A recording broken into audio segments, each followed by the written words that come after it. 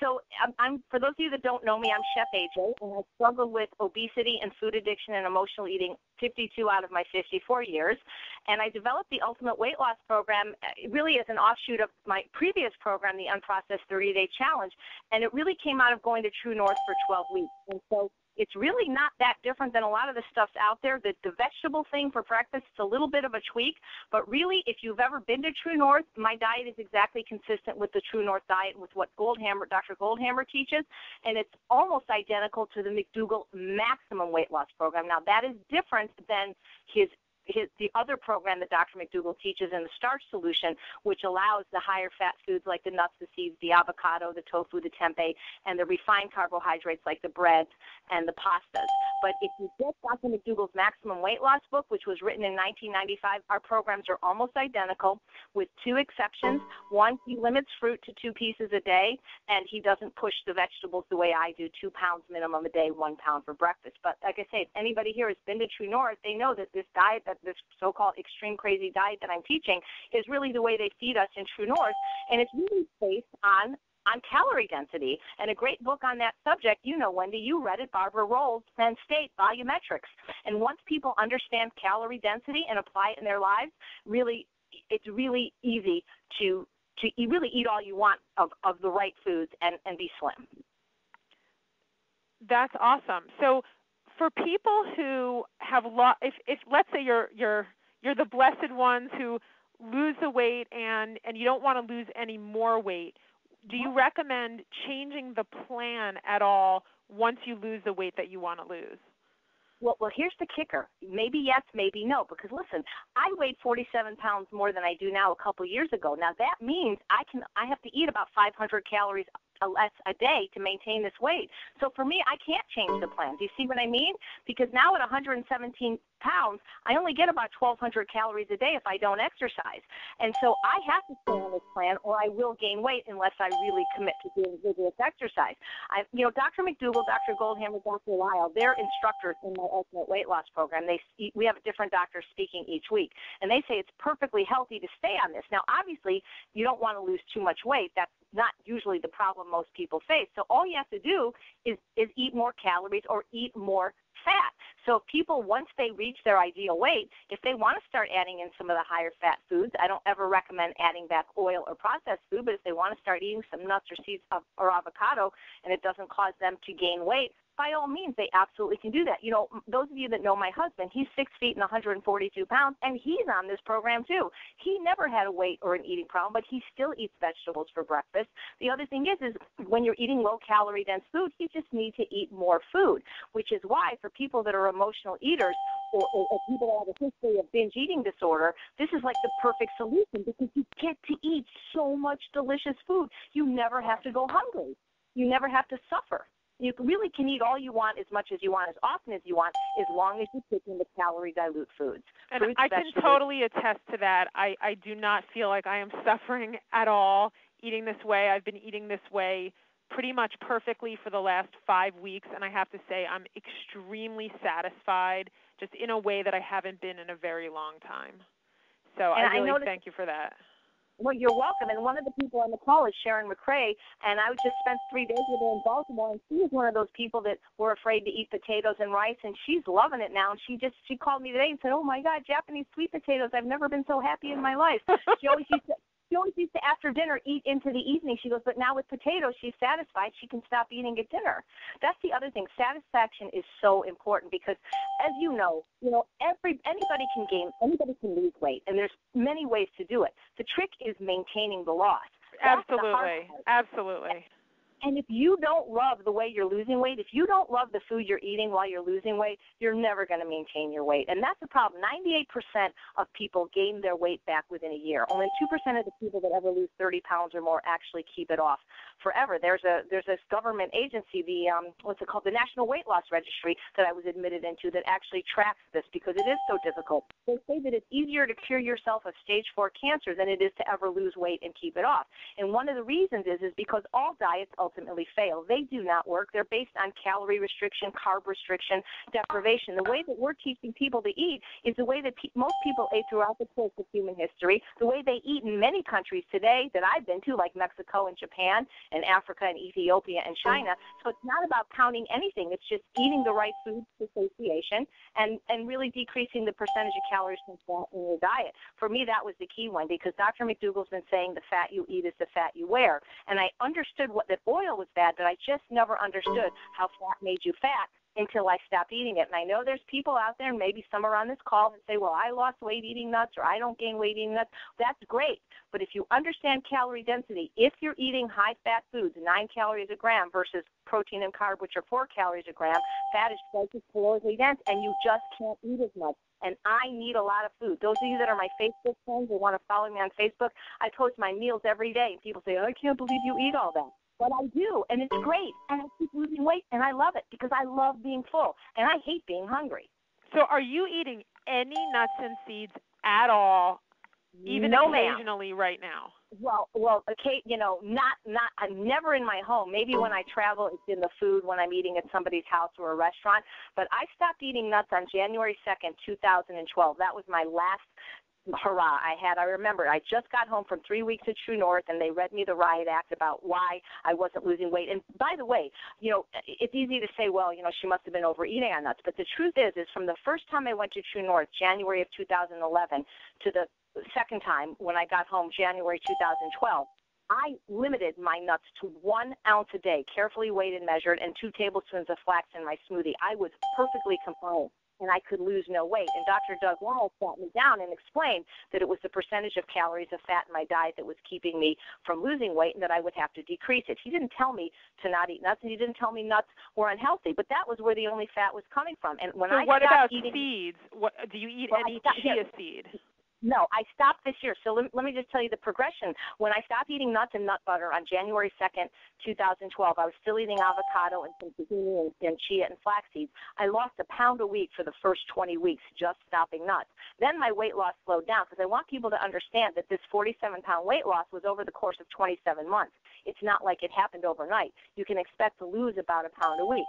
But I kept eating avocado, and I kept eating chia seeds and flax seeds. And then last August, when I went to True North to teach, and Dr. Goldhammer said that a serving of guacamole was 2 tablespoons, I was floored, because I'm like, 2 tablespoons? That's like per chip, right?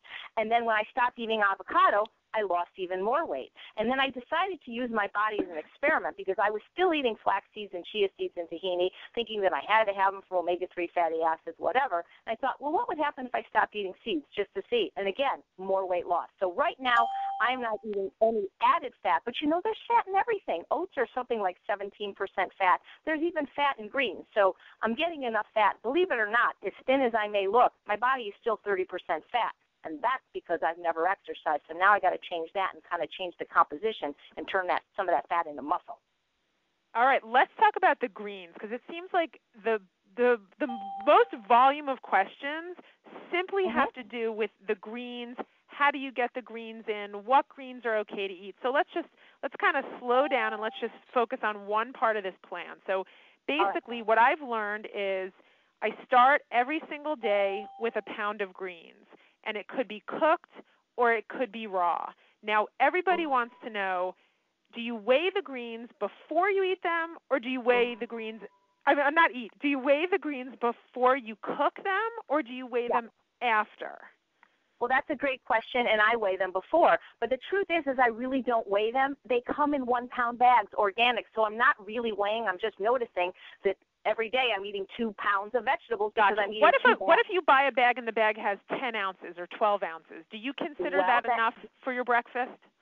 I think that's a great start, because realize that I'm eating about 3 pounds of vegetables a day, and I didn't eat vegetables for the first 43 years of my life, and I didn't go from 0 to 3 pounds. I started with that 10-ounce bag from Trader Joe's, and I hated it so much that I had to pour a ton of tahini dressing on it to get it down. Now I love vegetables, plain, with dressing, without dressing. So I think if you're not eating vegetables, any amount is the best place to start. But people act like this is so much food, Wendy, when vegetables are 100 calories a pound. I mean, eating 2 pounds of vegetables a day still have less calories than 2 tablespoons of oil or salad dressing. I roasted a pound of Brussels sprouts for lunch with balsamic vinegar and Dijon mustard. Delicious. And that was a pound before they cooked. When they came out of the oven, it was 2 cups of food. It's not that much food. People are making such a big deal about this. What if you wake up in the morning and you're just not that hungry, and you start eating your vegetables, but you're not going to get your way through it maybe right in one sitting. Is it something that you can kind of nurse over the course of the morning, or is it something that Sure. you recommend you get in right away, like within that first hour of waking up? I don't think it has to be within the first hour of waking up, but I believe in eating when hungry and learning to eat when hungry. So many people have such disordered eating that they no longer know when they're hungry or where they're full. But I'm saying that the first thing you eat on any day, you can call it breakfast, I call it meal one, because sometimes I don't eat until 1 o'clock if I exercise.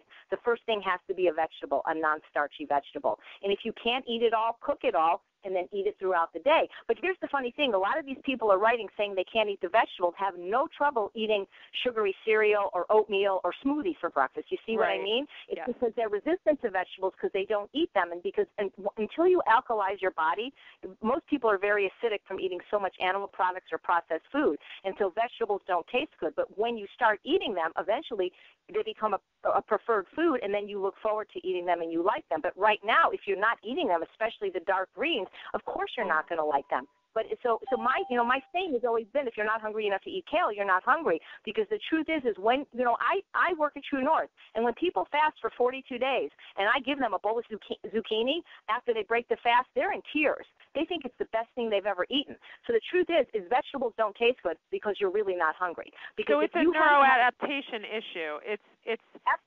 you're used to eating salt and oil and sugar, so green vegetables just don't taste sweet and delicious to a lot of people right now. But if they actually let themselves neuroadapt for about a month, they would find that actually lettuce tastes really, really sweet. It absolutely does, especially romaine. It almost tastes like vanilla. Yeah, it's delicious.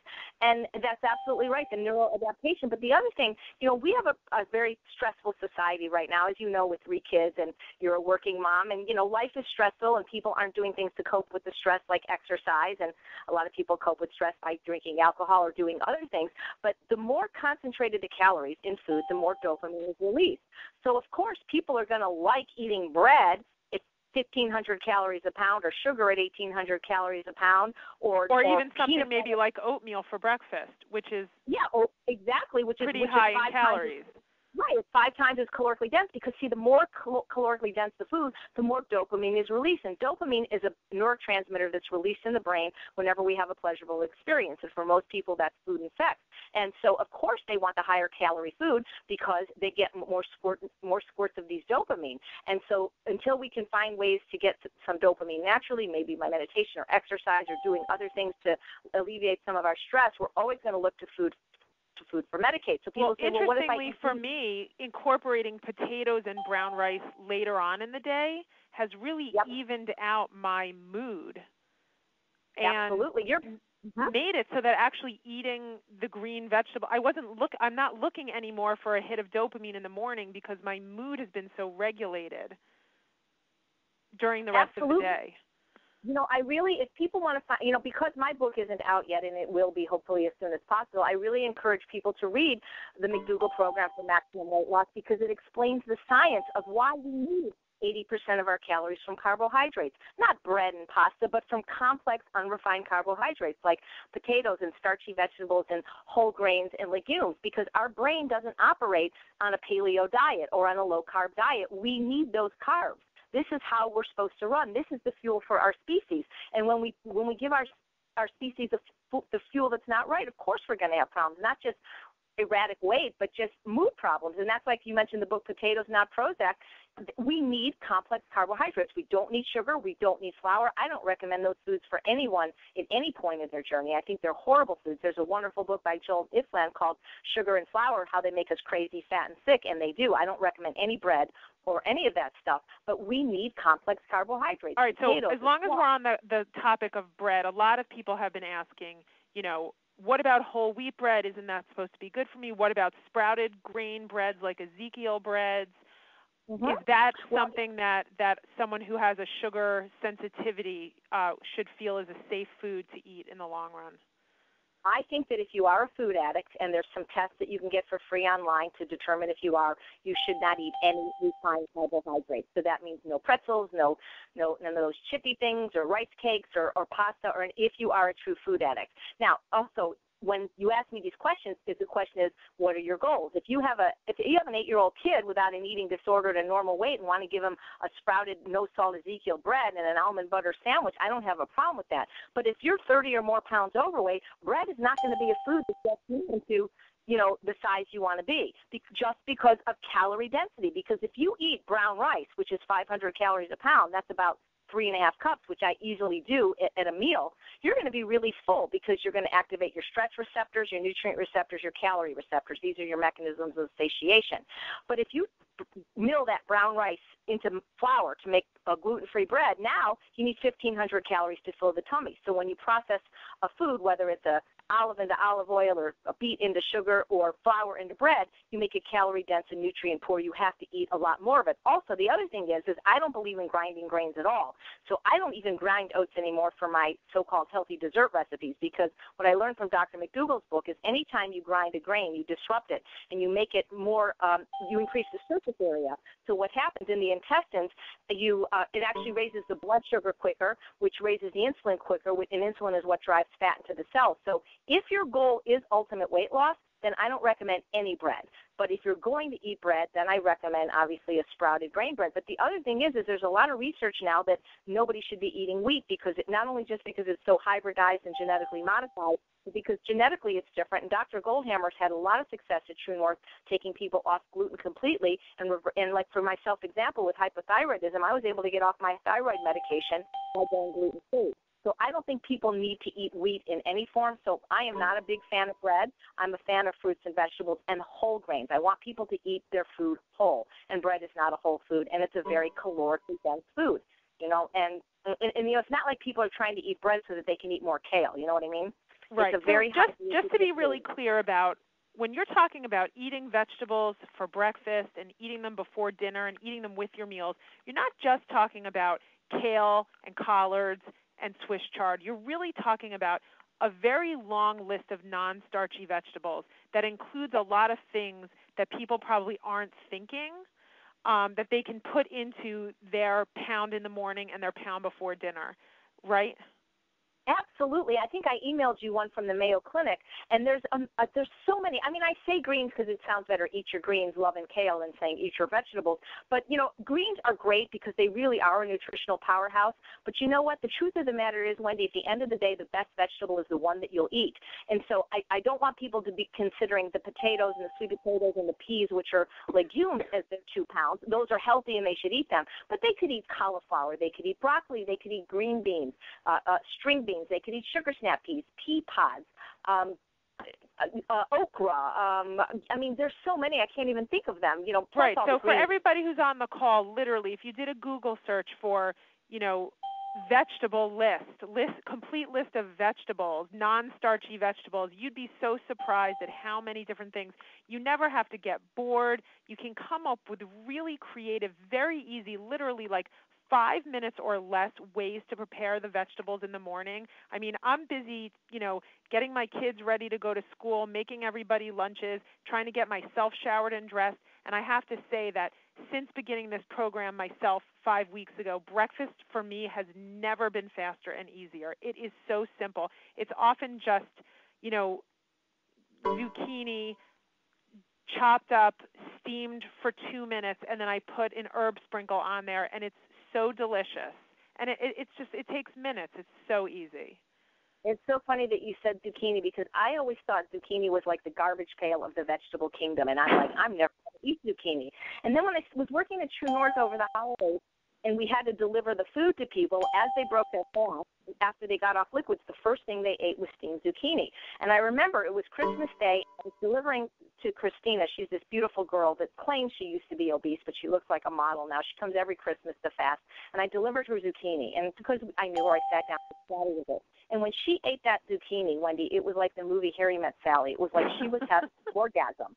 and like she was crying. And then I went down to the kitchen, and Goldhammer goes, "What are you doing?" I go, "I don't know. There's something magical about that zucchini, but I have to have some." And I really like zucchini now, but my palate has changed because I'm not eating the other stuff. And now zucchini, I found out it's actually even lower than 100 calories a pound. It's 73, and I eat like 2 pounds for lunch. I love it. It's delicious. But, tastes change because, I was talking to your daughter earlier about taste preferences, and I was asking her why she thought that people in Thailand like pad thai better than enchiladas. And it's because that's what they're used to eating. Because the truth is the only taste that's really inbred is the taste for breast milk. Every other taste preference is learned.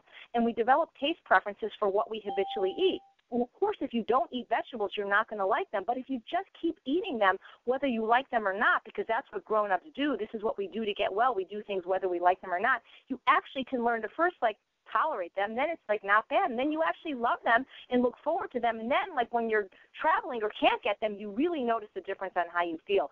They make a huge difference. And one of the questions I noticed was, well, is it okay if I eat oatmeal for breakfast and then eat them later in the day? The answer is you can do whatever you want, because I always say this is not a court-ordered program. If you were one of my students in person or remotely, I would say no, and here's why.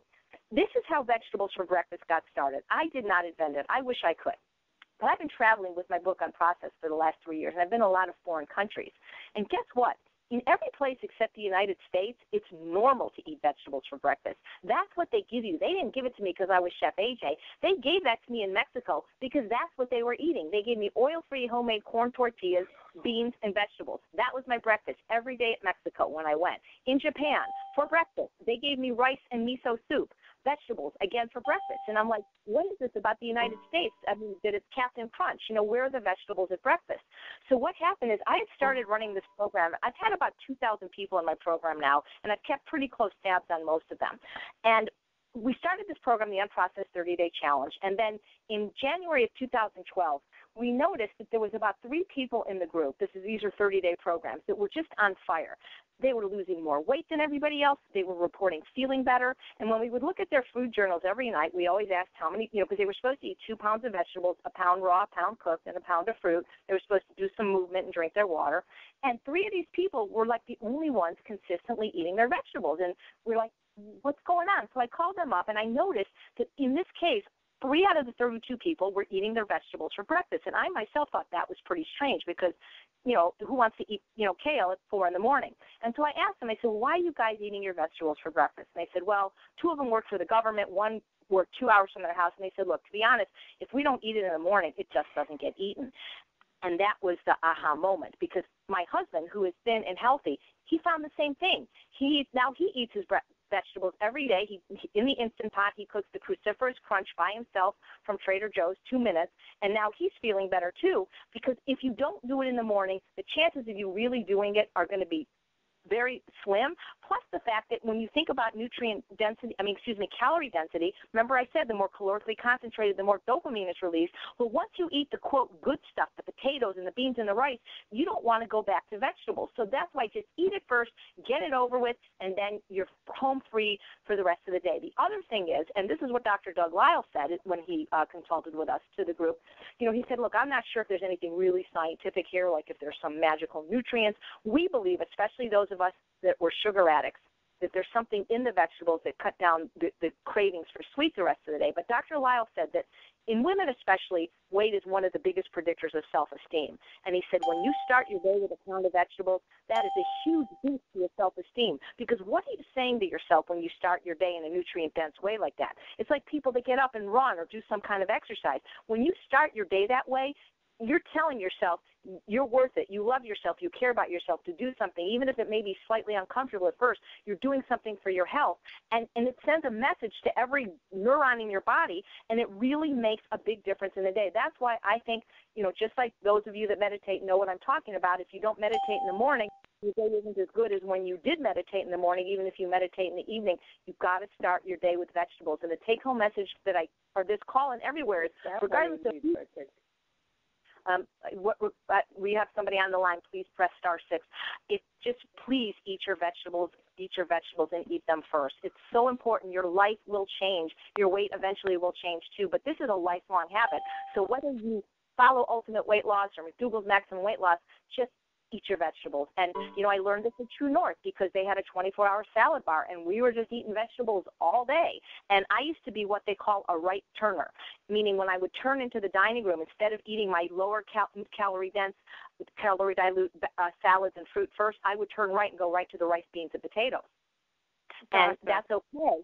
But for ultimate weight loss, you need to eat in order of calorie density, the more calorie dilute things first. And listen, if people hate cooked vegetables in the morning, you can eat a raw salad. I don't care.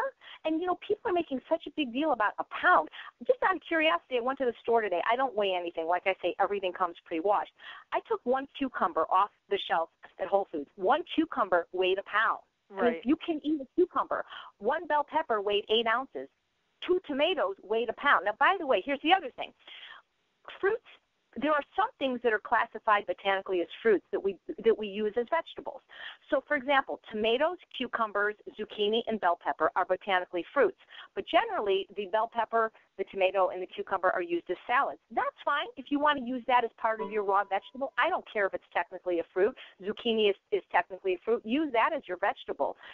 So that it's you can eat the salad if you want. The thing is in volumetrics, she says you can use soup. Somebody asked, well, can I use the Chef AJ's nutrient-rich black bean soup? Not to get your pound in, because then again, you got the beans. But if you can make a soup like in your Vitamix with some chunks of vegetables and tomatoes where it's really just vegetables, sure, if you'd rather have soup. But see, for me in the morning, I'm in a hurry. I cook my pound of sugar snap peas or green beans, and I put it in my fanny pack, and my 14-year-old dog, who's really slow, it takes him 45 minutes to get around the block. By the time we're done with the walk, I'm done eating them, So so for me, to do a salad with a fork and dressing, or when I travel to do a soup, I can't let that on the plane. For me, it's just easier. But I don't care how you get this calorie dilute 200 calories. I mean, people are arguing about the most important part of the program. We're talking, please, eat 200 calories a day from calorie dilute vegetables, and your life will change, but your weight will change, your health will change, and this is like the one thing they won't do, which is like the most important part of the program. So what if you are okay eating the pound, you're happy eating the pound for breakfast, but then you're still hungry? Maybe you eat the pound and within 30 minutes you feel hungry. Is it okay at that point to eat other food? Absolutely, absolutely. We're not trying to starve people and tell them just to eat fruits and vegetables. We're telling them to eat vegetables first. So I know there was somebody on the blog that said, well, I only have 5 minutes to eat. Well, that's not healthy anyway. You've got to set your life up differently, get up earlier or whatever. But, of course, I don't just eat vegetables. Like today, I ate my 1.5 pounds of zucchini first. Then I ate my 2 bananas. And then I ate my big potato with salsa. So we don't want you to just eat the vegetables. We just want you to eat them first. And you will get hungry because 100 calories isn't going to hold you over very long. It really isn't. So if let's say you eat your pound of vegetables, you go off on your day, and at some point in the middle of the morning you find yourself very hungry. What are foods you recommend eating as a snack in between meals? I think fruits and vegetables are the best snack. So for me, if it was me, I would go to fruit next.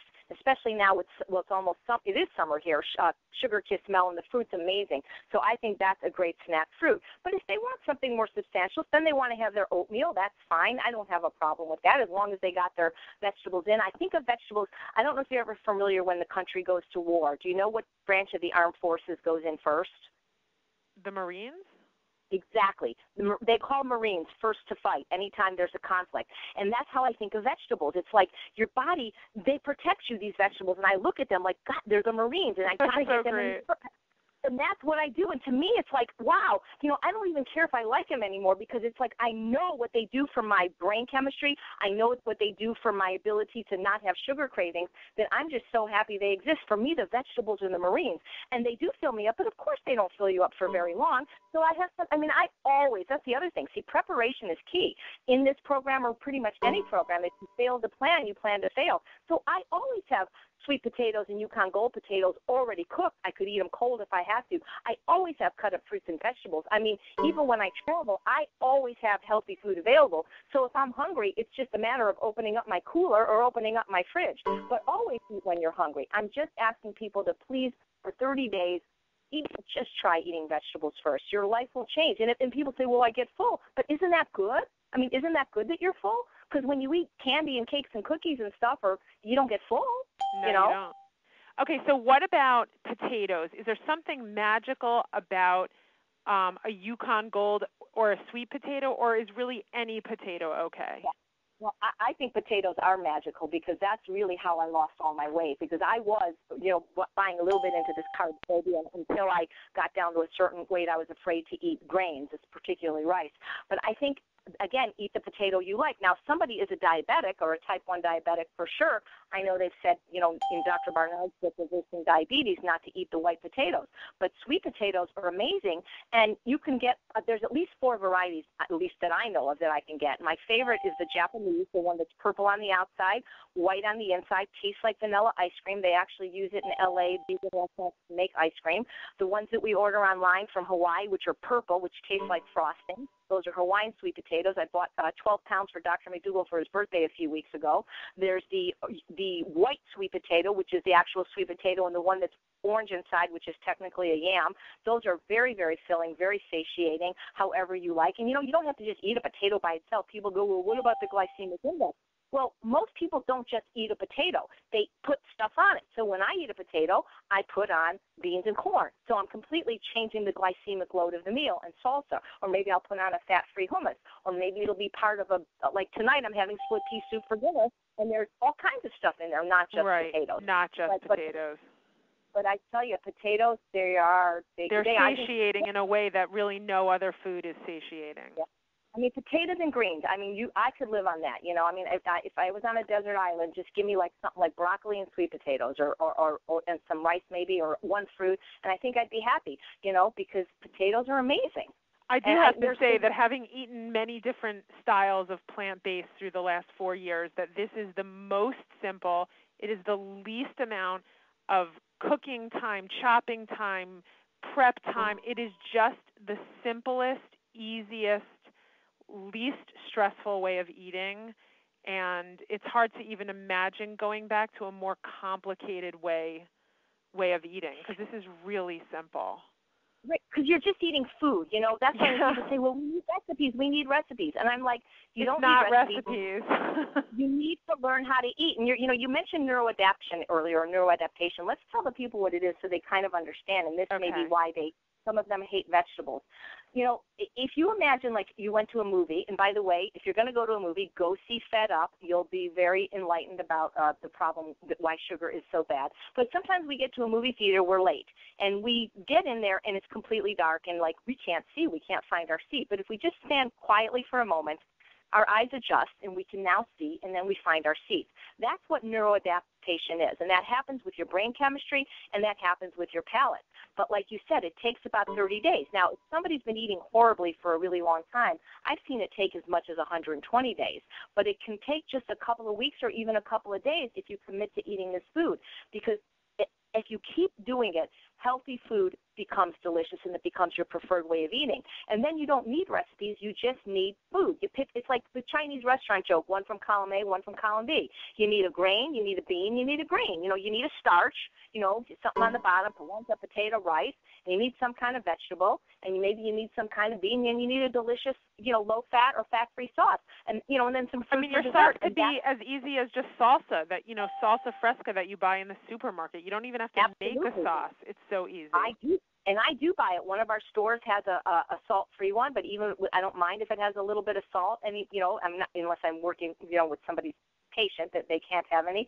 So yeah, you can buy this food. And when I travel, I go to Wendy's and I get 2 baked potatoes, nothing on it, and then I go next door to salsa and I order some salsa. So I can eat this way on the road, and I've done it everywhere from Alaska, all the way to Georgia and back and forth many times, and I've been able to eat this way on the road. And it's delicious, and you get so much food. And like you say, it's more about the brain, because truthfully, I'm very happy that I lost weight, but it's like you say, like right when I started feeling the change in my brain, because, I was a person that was on antidepressants for many years, and they're very, very difficult to get off. And so it's like what this did for my brain, it just did the same thing as being on drugs. Yeah, it just evens you out. Evens you out, exactly. It's a nice side effect. Right. You don't have the mood swings. You don't have the food cravings.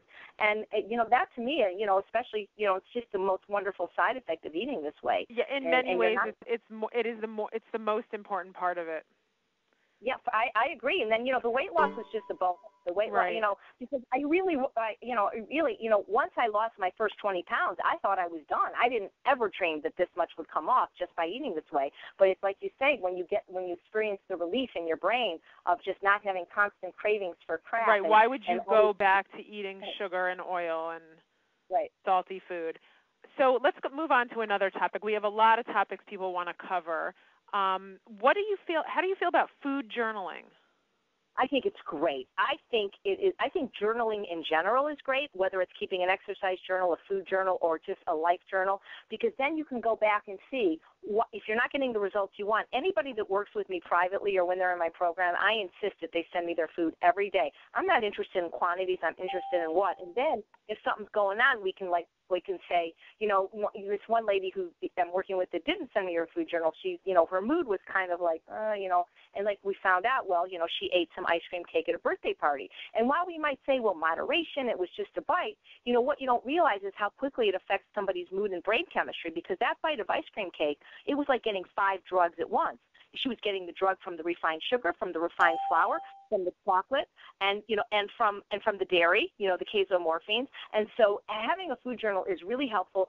Also, it makes you accountable. So even if you don't have a coach like me, you can go on these programs like I think they're called Fit Day or Spark People, where you can get an online buddy, a virtual buddy. Right. Peer Trainer is another one where people will send each other food journals. You can join groups. It is really important to be sending it to someone, I think. Right. Whoever it is. It keeps you accountable. And, again, it makes you think twice, because especially people are paying me a lot of money per week to work with me. And if they know of course, people are always they're free to not tell the truth. But for the most part, if they know that piece of pepperoni pizza is going down, we had to be written down, they're going to think twice about it. And I'll tell you where I learned a lot about journaling was the summer of 1979. I was it was between my sophomore and junior year at the University of Pennsylvania, and I lived in California, and I didn't come home that summer, and I was on financial aid, and my oldest brother, who's a doctor, was helping me financially with my expenses. And all of a sudden, I was like 1 month into the 3-month summer, and I had no money, and I was working at the gym, and I didn't know where my money went. And my brother said, okay, I'm going to send you money, but for the next week, I want you to write down every penny you spend. I want to see where it's going. And it was such an eye-opening experience, Wendy, because when I had to write down every penny I spent, I knew where my money was going. I was playing a lot of this game called Jungle Queen Pinball, which was a quarter. And even if I only bought a pack of gum for 25 cents, it really opened my eyes to where my money was going. And a lot of people, and I see this a lot in my friends that are in my program, it's always harder to say things to friends. They'll say, well, I'm following your program perfectly, and I just can't lose weight. Right. And because I'm with them socially, I see that they're not, because alcohol has never been on my program. And I'm thinking, like, yeah, you're really following my program. Or they'll be eating a piece of fish at a restaurant, and I'm like, yeah, that's not my program. Or even sometimes they'll be eating A-plus foods but overeating. And by overeating, I don't mean, like, I don't want people to weigh and measure, but, like, I'm talking about the kind of overeating where you eat a good dinner, you have some fruit for dessert, and then you're cleaning up the kitchen, and then you're, you know how, like, you're eating from the pan? That's not really eating. That's mindless eating. You're not really hungry. So, but when you have to write it down, those things get written down. Right. And you develop a level of awareness. You see your patterns. If you journal for long enough, you start to see what your problems are with your eating. You see your problem patterns. If you're doing things like, eating for too many hours on end at night and things like that, you start to see that. So then that's how you can begin to work on that. And it's great if they will add, I'm hoping by July I'll have this, even before my book comes out, like a journal where people can also log their mood, because so many people are eating for emotional reasons. Yeah. The way you can really tell the difference is when you're truly hungry, when you're eating for hunger and survival, really any food will satisfy you. That's what I learned from Christina eating the zucchini, that when you're truly hungry, anything will satisfy. But when you have to have a specific food, that's emotional eating. That's appetite. When you have to have a specific thing, it has to be a salty, crunchy, sweet, kind of creamy snack, that's not hunger. And so if you can identify your mood before and after you eat it, you can often learn a lot about why you're eating the particular foods you're eating when. And, I mentioned to do this before. People want to do Dr. Gould's online program at shrinkyourself.com. It's very eye-opening to when you are emotionally eating. That really helped me. But for free on their iPad or iPhone, they can get the Pocket Hunger Coach, where he takes you through these few questions that you can ask yourself. Like, for example, Why do I want to eat this right now? How will this make me feel? What could I do instead of eat? And, just I know those 3 questions just like that. And right. sometimes Yeah, that pocket hunger coach is great. So there's things they can do, to help them. But I found out that sometimes I'm really just thirsty. I really just want water. So by asking myself the question as I grab my food log and I'm about to start even eating a bowl of fruit, and I see the thing which says, what's your emotion? And then I thought, well, I'm just thirsty. I don't even want fruit. I just want water. And then I put the fruit away and I just drank water, and that was what I really needed at the time. And sometimes it's just habit, or association. Movies, popcorn, football games, nachos. I mean, sometimes it's just some of this recreational eating is just because things are linked to other things. And one of my clients said the other day, I realized it really just it wasn't the cake, it was the memory. And, once people realized that and the cake she said that she ate wasn't even that good, but it was the memory of being in a happy family, and birthday parties. So so much of eating is emotional, Mm-hmm. But that's another layer, because the great thing about this Ultimate Weight Loss Program is you can work on your emotions, and I recommend people work, whether it's an online program like Dr. Gould or a therapist or a Doug Lyle, but you also don't have to, because you can still get the results you want in health and weight loss just by doing the food. Even if you decide it's too scary or you don't want to address the emotions, if you just get the food right, it's going to help the emotions. That not means it's going to cure everything that may be wrong with you mentally, spiritually, and psychologically, but I'm telling you, it's going to dial it down so that you can deal with it. I agree. Okay, let's move on to another question. So how about eating on a budget? There's a lot of people who are concerned that eating, all the vegetables in a day is going to end up costing them a lot more money. And I know that pretty much at this point, I'm very lucky. I live close to a Trader Joe's, and I am purchasing, easily just all of these vegetables prepared, already cleaned, already cut to the right size at Trader Joe's. But what have you found just around the country? What's available for people who want to get their food budget? Exactly. Well, I don't know where this particular question poser lives. I will say that I've been on the road for 3 years to towns like Wasilla, Alaska, and Albany, Georgia, very small towns, Piggly Wigglies and things like that. And I've always been able to find the food, and I've always been able to find it affordably. Now, I know that where I live and in most towns, they have something like a 99-cent store or a Walmart. Walmart, unbelievably, has a huge section of organics now. Very, very affordable. 99-cent store, most of that produce was organic, and it was 99 cents. So if you're talking 2 pounds a day, we're talking $2 a day. Now, I don't know what food is supposed to cost for a day, but $2 a day for your health and your sanity doesn't seem like a whole lot to me, especially because the stuff you're going to balance it with, the potatoes and the rice and beans, when you buy in bulk, it's practically free. At the 99-cent store, a 5-pound bag of potato was 99 cents. If you go to the Forks Over Knives website, Darshana Thacker did a story about how she ate plant-based for $1.50 a day for a week. I mean, $1.50 a day. And I think McDougall did it for something like $3.33 a day.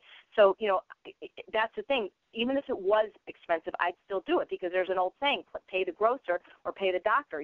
Vegetables may be expensive, but, your copay for chemotherapy or bypass surgery is going to be way more. That'll bankrupt you. So buy the vegetables now. Grow them yourself if you can. Go to farmers market. I know that the stores that I shop at have, I don't want to say it's day old, but they have it's like a banana has a bruise on it. Yeah. It's like 10 cents. So it doesn't hurt to ask. You could go to any grocery store and ask to talk to the men and women that work in the grocery section and find out, what do they do with their seconds. Most grocery stores will sell you their seconds. Yep. Also, even at farmers markets, I have found, I actually asked the apple grower, what do you do with all your seconds? And he sold me probably 10 pounds for $1 of apples. I mean, I couldn't even eat that many apples, but there is all this produce that gets destroyed. And, if it's a bag of lettuce and there's one, lettuce leaf that's funky in it, you throw it away. Exactly. And, you don't ask, you don't get. And like Costco, I just got Sharon McRae finally to join Costco, and she was thrilled with the large amount of organics they had in the frozen section. Wow. Frozen mixed vegetables. I don't remember the price per bag, but very, very affordable. And you can use frozen vegetables, by the way. There's nothing wrong with that. I love the easiest breakfast of all is a bag of frozen broccoli that I cook in the microwave and put the herb sprinkle on. I mean, it just does not get easier than that. It's delicious. It's delicious. Okay, what about salt? What's your feeling on salt? Are you looking for absolutely no salt? Yeah. Okay. So, here's the thing. I love Dr. McDougall and I love Dr. Goldhammer, and they agree on probably 98%, 95 to 98%. And this salt is one thing they disagree on. And I see both of their points, and I'm somewhat caught in the middle. If I had a fasting center like Goldhammer where I could make people do things my way, it would be a lot easier to enforce this no salt. But in the real world, it's the most difficult. It's harder for people to do without salt than it is without oil or sugar. I totally agree with that. I totally agree. Salt is the one thing that if you really wanted to have none, it's the hardest to find. Salsa with no salt, mustard with no salt, all of your beans with no salt. It's the hardest one.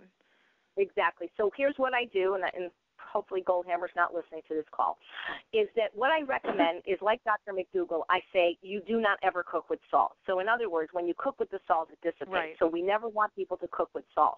What about brag liquid aminos, low sodium tamari? Right. Well, so this is where I get into the products that I would recommend.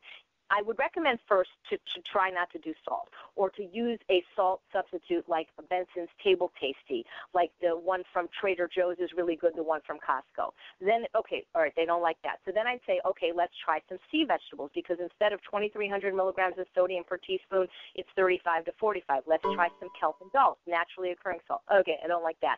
Let's try some flavored vinegars, which, by the way, I didn't like kale when I started eating it. Now, to me, it's so salty that it's almost too salty. It is really salty. It is when you don't eat salt. But we have stores here, and if people don't have these stores, they can find them online, where they have stores where they'll have 50 flavors of flavored balsamic vinegars, where you can actually taste them like a wine tasting. And I have flavors like pecan praline and jalapeno lime. They're very sweet. Oh, they're delicious, and some of them are savory, and so I recommend people try that. And it's like, okay, no, it still needs salt. So then what I would say is that even before Bragg's and even before low-sodium tamari, I'd recommend raw coconut aminos, because that has only 113 milligrams of sodium per teaspoon, whereas low-sodium tamari is twice as much. Bragg's is three times as much. So it does have salt, but it's gluten-free, wheat-free, soy-free, so I recommend people get that. That would be the first line of defense. Or low-sodium miso like South River or Cold Mountain, which has about 110 milligrams of sodium per teaspoon, but only just so they can eat their vegetables. I'm not letting them have this so that they can put salt on everything, because if they keep doing that, they'll never get used to the taste of food with less salt or no salt. And it's most of the salt people are getting anyways from the processed food, especially from bread where it's hidden, not even the salt shaker. So this is one thing that I do. I make the concession, if somebody doesn't already have high blood pressure, isn't on medication for heart disease, hasn't already had a cardiac event, then if they want to do the salt the way McDougall says, which is sprinkle it on top of the surface of the food where the taste buds can take it, but it's so they can eat their vegetables. See, I won't make the same allowance with sugar, because I know sugar is never necessary, because you can use fruit.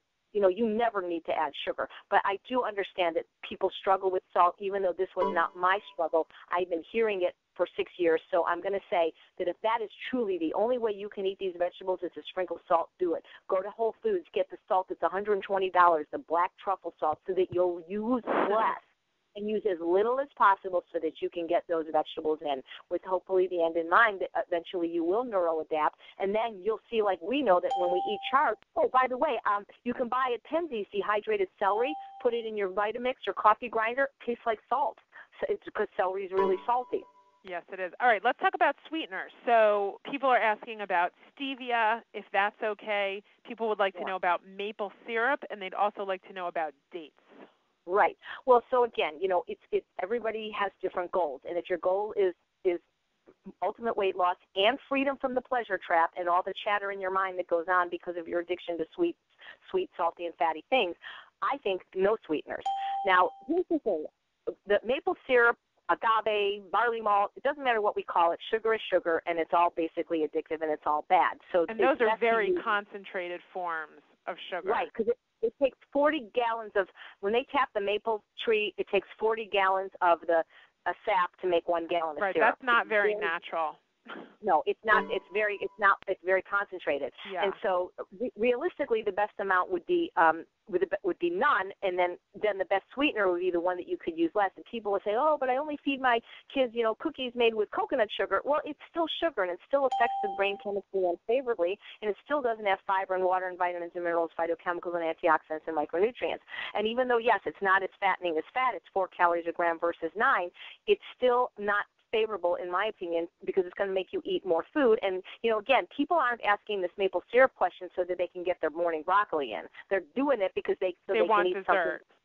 Something, or they want to make a granola or something kind of salty or fatty or something like that. So let's talk about that. dessert, because I'm a big dessert person. I do kind of feel like I want to have something at the end of the day that, gives me that pleasure feeling. So do you say no desserts at all, or do you say, no, if you could eat a fruit dessert? I don't say no desserts at all, and I say definitely you want to end on a sweet note. I would say that eating fruit is the best dessert. And, my favorite dessert in the whole world is taking a frozen banana in the Vitamix with a little bit of almond milk and making like a little fluff. I mean, that to me is heaven on earth. Or putting it through the Champion Juicer when I'm not too lazy to put the parts together. So I love fruit as dessert, and the berries right now, the organic berries are in California, are phenomenal. So I definitely am for dessert. I'm not for, cakes, I'm not for concentrated sweeteners and flours, those kind of desserts. And, I'm a pastry chef, so Wendy has a pre-release of many of my recipes that unfortunately you guys don't have just yet. The apple pie, which I think is coming out June 1st on the McDougall website, and the berry tart is in the Vegan Health and Fitness this month. So I'm not against desserts. I look at dates as methadone. So in other words, I don't recommend that people just start gorging on dates. They're quite caloric, and if they're a diabetic, they're probably not that favorable. But to get people off sugar, which I think is so important, and if they see the movie Fed Up or the movie Suicide by Sugar, they'll understand why. I look at dates as sort of a transition food to get them off the other stuff so that eventually they'll get to the place where they're really satisfied by just fruit, because fruit is incredibly sweet when you're not eating stuff. Now, the problem with stevia, now if somebody's a diabetic, that may be all they have. But again, I don't think they're using stevia to eat kale. The people I know that want stevia, they're putting it in everything, their coffee, their tea, and they're not generally using the leaf. If people insist on using stevia, I ask them to grow it themselves and use the leaf. But usually they're using the highly concentrated processed liquids and powders.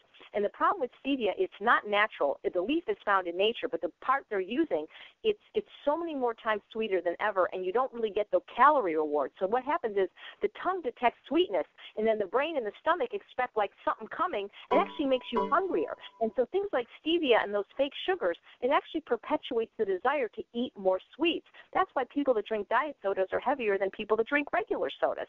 So I'm not a fan of any sugar, alternative or regular. And this was written about extensively in my first book on process, and that has not changed. So not a fan, especially if your goal is freedom from the pleasure trap and ultimate weight loss, is just, satisfy your sweet tooth just using fruit. With fruit. Okay, let's talk about salad dressings and sauces to put on vegetables and potatoes and things like that. So a lot of people, there's a lot of recipes out there in the plant-based world, and they're nut-based. And you have recently come out with your yummy sauce recipe and a few other sauces, but people are saying we want more than just one sauce or two sauces. We're really looking for sauces. So I actually want to jump in here and recommend something. So anytime you see a dressing or a sauce recipe that has nuts in it, you can substitute pretty much the same volume of cannellini or other white beans for those nuts. And then all the rest of the ingredients are the same. So really, any dressing recipe that comes from the whole food plant-based world that's a nut-based dressing can pretty much be just easily converted into a Chef AJ's Ultimate Weight Loss dressing or sauce.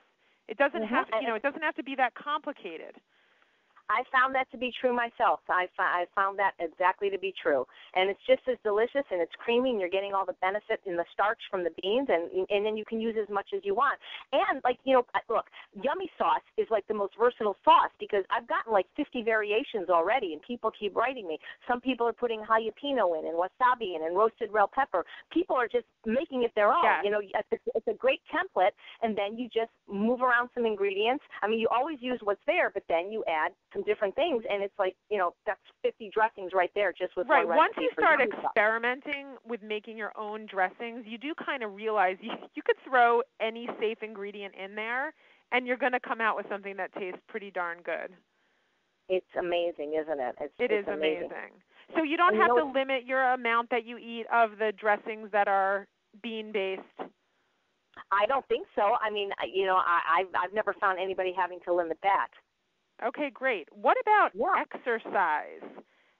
Should people be concerned because, you know, this is, you know, McDougall Maximum Weight Loss, Chef AJ's Ultimate Weight Loss. Yeah. These are diets that are not high in calories. Should people be concerned about what kind of exercise they're doing?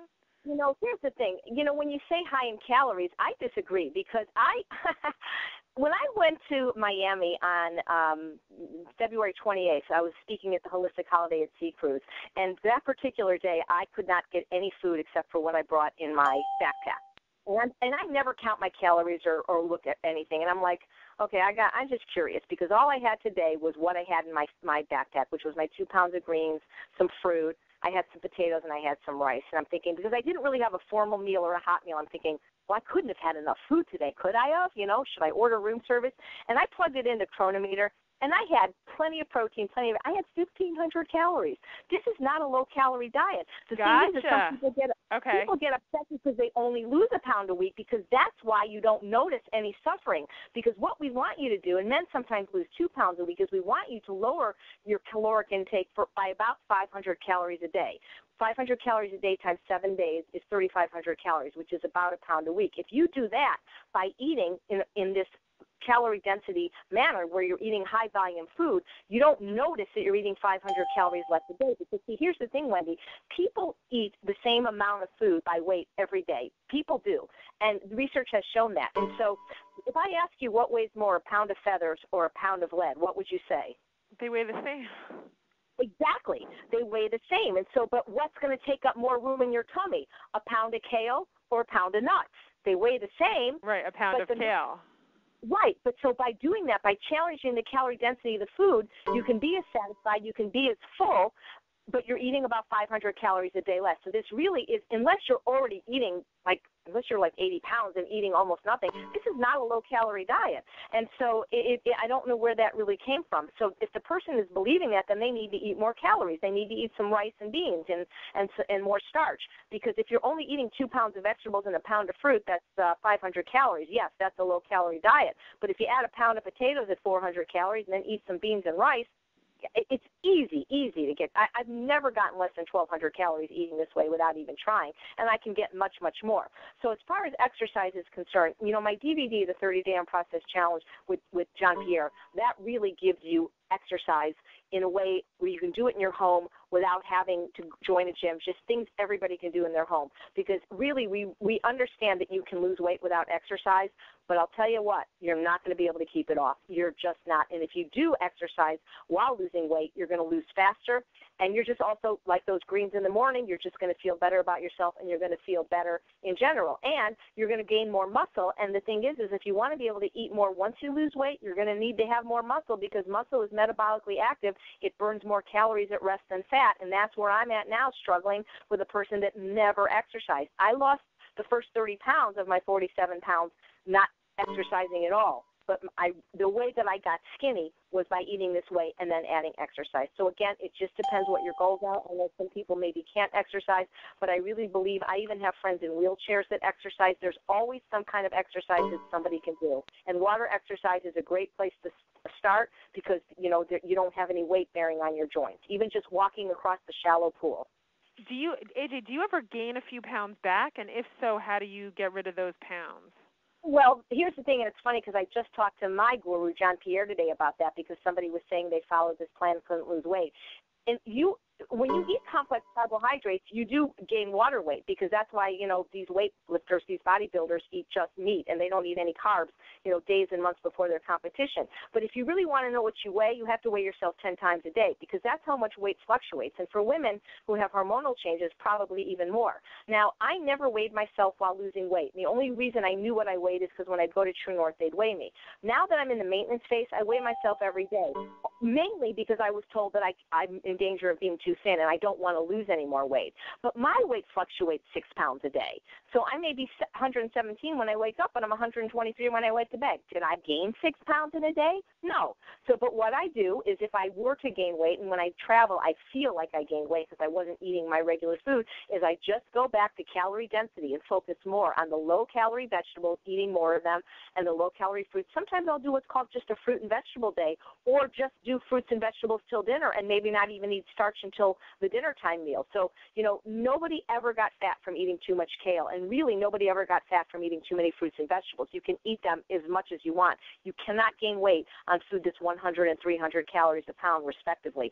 So really what you're saying is, if someone finds that they're on this plan and they aren't losing weight, or they aren't losing weight at a rate of a pound a week, they should really just kind of look at where could they be replacing starches with fruits and vegetables. So it's like maybe they're eating too much potato and they should really be eating a lot more zucchini or something like that. Right.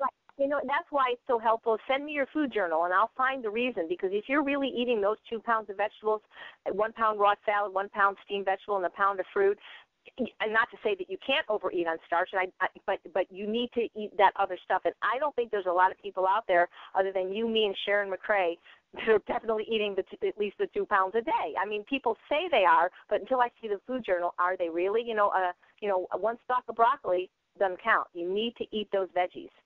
Gotcha. Okay. Yeah. Couple more. I think we're gonna wrap this up pretty soon. We have a couple more questions. One question is really about smoothies and whether or not you can pack a green smoothie with all sorts of vegetables and then, consider that Chef AJ Ultimate Weight Loss food. Yeah, okay, so again, just like I've been accused of bashing nuts, I've never said nuts were unhealthy. I just said they were not healthy for me and that they were calorie dense. I don't bash smoothies, but I don't recommend them to people wanting to lose weight, even though there's smoothies in my book. I think smoothies, especially green smoothies, are wonderful for children that won't eat vegetables and for senior citizens that can't chew well. But if you're trying to lose weight, it's better to eat your food. The way I learned this was at True North. I was doing green smoothies for 8 years and not losing an ounce. And Dr. Doug Lyle said to me that they don't serve smoothies at True North. On occasion, they'll make one for people. But he said, look, I want you, when you go home tomorrow, make your smoothie. Put everything in the blender. And so what was in my smoothie was a cup of almond milk, 2 tablespoons of flax seeds, 8 ounces of kale, 2 cups of blueberries, a frozen banana. He said, put everything in the blender. He said, don't push blend. Pour it in a bowl and eat it. And then what happened? I couldn't finish. When I had to eat all that food. Couldn't even finish a quarter of it. So I realized that when you blend food, it's just, especially when it's delicious, when you're putting fruit in, or people put like avocados and cacao nibs and things like that. When it's delicious like that, it's just too easy because, see, in order to have satiation, you need bulk. And when the food is whole like that, it's much bulkier. You get full faster. When you blend it down like that, it's been pre-digested. Remember, digestion starts in your mouth with an enzyme called amylase. And when you eat blended foods like that, pre-digested, you end up not burning as much calories because the chewing of the food and the digestion of the food whole burns something like, 15% of the calories. So the way Dr. Lyle explained it to me is that smoothie that I was having every day, although albeit healthy, was about 400 calories blended. But if I were to eat that, it would be about 300 calories. But the truth is when I tried to eat it, I couldn't. So I do not recommend smoothies for ultimate weight loss at all. I do not recommend you drink your calories ever for ultimate weight loss, whether they're from smoothies or alcohol. We need to start eating our food, people. We need to start just being grown-ups and just start eating our vegetables like our mothers and our grandmothers said. 7% of the people eat about 7% of their calories from vegetables in the United States, and it's usually a potato. So, yeah, you may not like it at first, but you'll do it and you'll like it. When you see what it does for you, you'll really like it. All right, 2 more questions and we're going to wrap up. The second to last question is food addiction something that eventually goes away? after you learn and practice eating healthy food, or is food addiction similar to other addictions like drugs and alcohol, which really never go away, but you can learn how to live in recovery? Yeah, I think the latter, because you know what they say in AA, that when you're getting sober, your addiction is in the corner doing push-ups. And I find that with food addiction, it's just as serious, and it's pretty much the same, even though it's not treated very well in this country by most people or taken it seriously. I think you have to be diligent. I think in many ways it's a harder addiction to conquer than either drugs or alcohol, because if you're addicted to cocaine or alcohol, we can send you to a rehab center for 3 months, and they teach you all the things you need to know, and then you can live the rest of your life abstaining from cocaine or alcohol. Well, try abstaining from food. You die. And you're always in situations, social situations, work situations, where there's always going to not only be food, but the kind of food that you were addicted to. So I think what you can do by eating this kind of diet that I recommend in Ultimate Weight Loss, or the food they serve at True North, I think you can dial it down. But I think addiction is addiction, and the people that have this have a certain gene, and it is what it is. Or a certain brain chemistry. If people are interested, they could read the book Potatoes Not Prozac, which really does a great job of describing, why a alcoholic or a sugar addict's brain is just different than that of someone who doesn't suffer from addiction. Absolutely. And, the leading experts in food addiction that I've studied with says that this is not a biogenetic disease, and it's not your fault. However, I always say to people, it's not your fault, that when you ate, a dozen cupcakes, but it's your responsibility to not eat the first cupcake. Because they say in AA, one drink, one drunk, and with food addiction, by the way, food addiction, I don't think anybody on this call or anybody in the world is addicted to kale or broccoli. It is always refined carbohydrates. Right. It's always some combination of sugar and fat. People, there are people that maybe overeat on broccoli while they're in the healing, but they're not addicted to broccoli, or they're not addicted to kale or beans or fruit. It's always the refined carbohydrates or things with dairy and fat and sugar, or flour and fat and sugar. And so that's what the addiction is. It's refined carbohydrate intolerance. And so that's why I'm not a fan of the breads and the pastas for people that have this brain disease, this biogenetic disorder. And when they get the food right, it doesn't mean it goes away, because there's triggers in life, but you can get it dialed down so that you can live in the world, and, you can be around. Like you had told me that you had gone to this party where they had all this crap, and you just didn't care because your brain was like, fine, because it you were was the eating first time in a really long time that I was at a party and there was birthday cake, and I just didn't care about the birthday cake. I mean, I haven't experienced that in a few years. And isn't it the most empowering feeling in the world, though? Isn't it like the best? It was a huge relief. I mean, I used to suffer from this tremendous anxiety if I would see a birthday cake, and it would be like maybe I could refrain from eating it, but then when I would go home, I would have this incredibly whacked out feeling like I needed to eat something else because I didn't eat the birthday cake. But right. having the potato. Having the potato in my day, having that brown rice, it fulfilled something for my chemistry that made it like I was like a normal person. I could take or leave the birthday cake. I had a choice in the matter. This is exactly how I felt, because I was so afraid to eat brown rice until last December when Doug Lyle said, and it's funny because I lost so much more weight when I did it, but I was like, well, I think it's okay to eat potatoes, Doug, but rice is fattening. He goes, yeah, that's why 2 billion Asians are fat. And I'm telling you, now that I eat rice, I feel the same thing. It's like I feel that brown rice is a drug, and I'm like, I can't believe this is legal, because, my brain chemistry is so normal now from being abstinent for so many years of this other stuff that when I eat brown rice or a Japanese sweet potato, it's like, oh, my God. I mean, I love it, and that's why Japanese sweet potatoes, when you said, well, I feel deprived if I don't have dessert doesn't always have to be candy, cake, cookie, pies, or ice cream. It can be a piece of Japanese sweet potato. That's right. That's often my dessert now. Sharon McRae is doing a piece of cold Japanese sweet potato with blueberries and cinnamon for her dessert, and she says, this is the first time I'm not eating into the night. It's so satisfying. I just want people to not be so afraid of potatoes. Potatoes are not the enemy. It's the animal products, the oils, and the refined carbohydrates that are the enemies. All right, last question, my love, Chef AJ. Yeah. When is your new book coming out? Everyone wants to know. It's the question that everyone is asking. I am so much better at talking than I am at writing. So what we're doing is on July 19th, and we actually have people coming from Ohio to my Ultimate Weight Loss Seminar in California please come, people. It's for less than it costs for one session with me. You get a whole day, 8 lectures, me and John Pierre, everything we've taught in the last 6 years. The seminar will change your life. But that day we're shooting the DVD, so we'll have a DVD by November. But I'm trying to sit down and write this stuff. But man, it's I don't know what it is. I don't know. I'm trying. We'll do these calls once a month until the book comes out. I think we should do these calls once a month. So I'm very interested in people's feedback, whether or not they thought this call was helpful. Did it answer a lot of questions for you? You can send feedback to Chef AJ. You can send it to me at my blog, healthygirlskitchen.com. You can send it to Chef AJ at att.net. You can go on either one of our Facebook pages, so you can go on Chef AJ on Facebook or Healthy Girls Kitchen, and just kind of let us know whether or not this call was helpful to you, whether or not you have other questions. And I'm positive we have enough other questions to do at least one more telecall, so we'll probably schedule that in about a month. And what I'll do is, if I did it right, I recorded this call. I'll do the playback, and if the quality is good enough, what we could do is we could probably post a link so that the people that missed it could listen. That would be amazing, because probably 35 people said, are you recording it? Is it going to be available? I mean, there were a lot of people who, just had different life things going on and couldn't make it. Right. I understand. We try to do a time that's good for everybody. We have a whole country, so. Right. That's never going to work. So, Chef AJ, you were amazing, and I thank you so much for answering so many of our questions. My pleasure, and you're amazing for doing this, because man, I met you I think 3 years ago, and it's like I was just biding time. It's like, oh, one day, Wendy's gonna do one day I'll be ready. You know what? That's actually a really important thing to mention. It's a process, and most people don't start out, and jump in and be plant-based and salt and oil and sugar-free. You didn't jump right in. I didn't jump right in. I don't know a single person who went from 0 to 100 miles an hour overnight.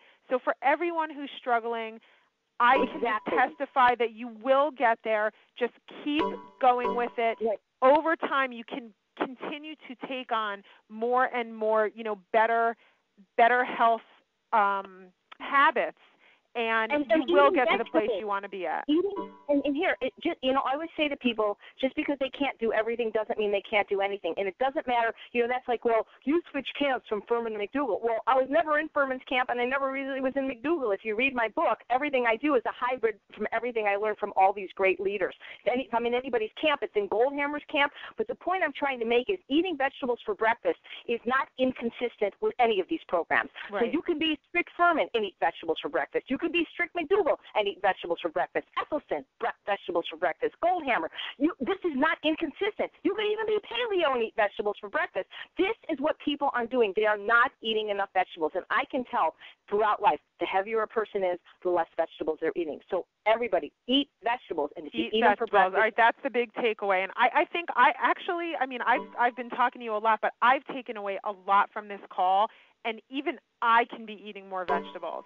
I'm actually not eating enough vegetables, and I can see that now that I've spoken to you. So I think we've been on for an hour and 15 minutes, and I thank everyone who's been here the whole time listening, and hope you enjoyed it, and everybody have a great night. Okay. Thank you, guys. Take care, everybody. Bye, everyone. Bye. Eat your vegetables. Bye-bye. Bye.